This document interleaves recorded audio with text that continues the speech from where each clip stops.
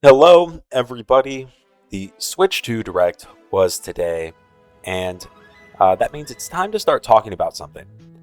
And what seems to be dominating the conversation so far when it comes to the Switch 2 and what people are talking about online, I think prices are by far the biggest topic.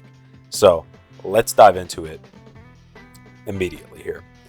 Um, I think that first let's go over the prices. The console overall is 450, and there's another SKU that's 500 that comes with Mario Kart as well. And then Mario Kart individually is $80, which is obviously a pretty big jump from the standard Switch game that was only $60. And this so far has absolutely dominated conversations that I've seen online and in comment sections of other videos that I've watched, get people's opinions. And yeah, this is just dominating the conversation. So let's really dive in with what I think about it. So first, the console price is exactly what I expected. I really didn't think that it would get to 500 at all, and it didn't. It's at 450. Obviously, the bundle with Mario Kart's at 500, but it comes with the game. So it did manage to stay under that 500 mark at 450. I was kind of thinking that it would be at 400 and not 450, but I think 450 is still totally fine, and I think within the range that really you should have been expecting going into this event, into this direct. So if you're shocked by that, I think your expectations were just a little out of whack. I think 450 is somewhat reasonable, and even if you don't think it's reasonable, it should have been your expectation. So yeah, I think you really shouldn't be upset about the console price itself. I mean, you can obviously, but it shouldn't be surprising. It shouldn't be out of your expectations going into the direct. But what probably was out of your expectations, it certainly was outside of my expectations, is the price of Mario Kart, sitting at 450. Or just Mario Kart's not 450. That would be crazy. Sitting at $80 all alone. And yeah, that's really expensive for a single game. Obviously, most Switch games, most first party like AAA Switch games were $60. You get Tears of the Kingdom, kind of push that top side to $70. You know, following the trend of a lot of other AAA studios pushing their prices up to 70. Nintendo kind of test the water, I guess, with Tears of the Kingdom. Obviously, it sold quite well because it's Tears of the Kingdom, and it appears that Nintendo's going to push that watermark even further here with Mario Kart. And yeah, that's crazy. That is crazy. One thing to note for sure is that this isn't a widespread across the board kind of thing. Mario Kart is $80, but Donkey Kong is $70. So this is probably not going to be every game. I think that this $80 tier is going to be for your more premium titles, which I think Mario Kart certainly falls under that sort of premium kind of game for Nintendo. And you know what I'm thinking of when I say that premium $80 tier, I'm thinking of games like Mario Kart, like 3D Zelda, and like Smash Bros, and any other game that's sort of on that level. I think that's going to be your $80 tier. And I don't think much outside of those things I mentioned, maybe 3D Mario as well, stuff like that is going to be $80. And I think most of the other stuff you're going to see at 70 or 60. Now the question is the average game now $70, or is the average game still $60, and they consider Donkey Kong kind of a little bit of a step above that average game, maybe? That's a good question. And if this $80 tier, this kind of ballooning of that top end, does that also mean that the average game is now going to sit at $70? That's a big question. I would lean to say, yeah, probably. It probably does mean most games are going to be $70 now. Even I don't know what's the most mundane sort of first party thing you could think of, but I hope it's not every single game. I really don't want to pay like $70 for a Mario sports game or something like that.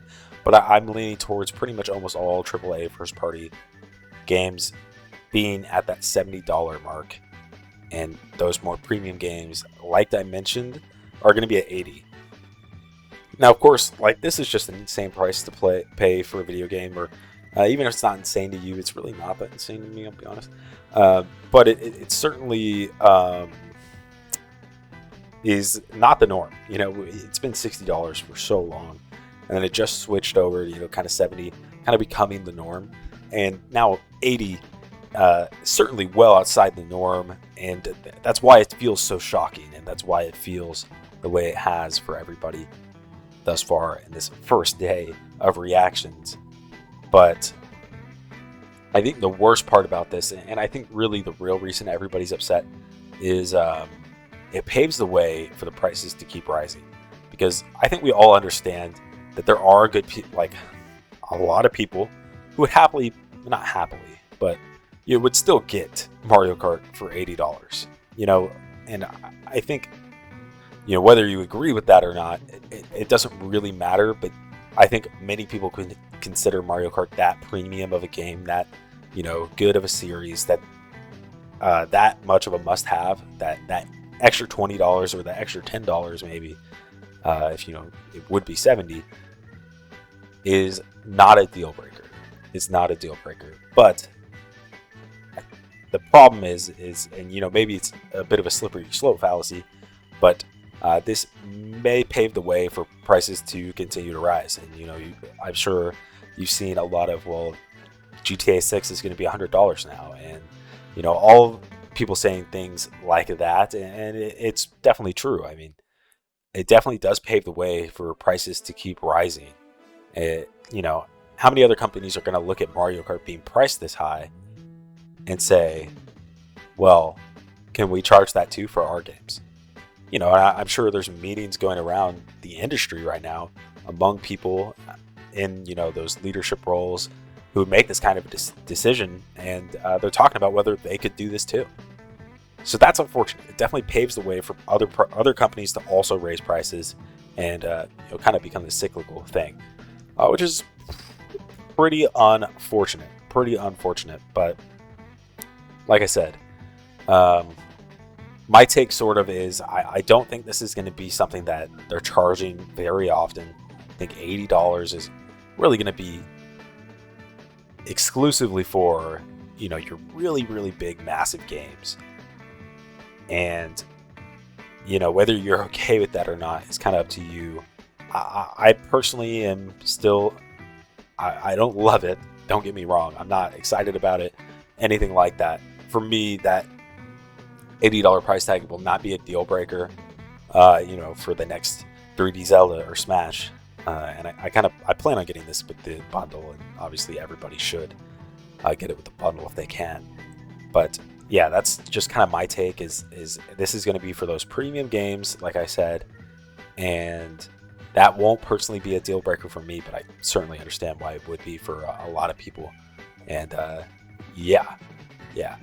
So I think I've covered it pretty well. Listen, I'm not excited about it, but it kind of is what it is. And you have to make the decision of whether you're okay with that or not. But let's talk about the actual game just for a little bit. And, you know, I don't want to talk about too much. I don't want to go too in depth because we are getting that direct soon, which I think is going to really open up and show us what it's really going to be all about. But I do want to give my brief thoughts on it, at least here. So I think that it looks great. It looks visually very, very cool.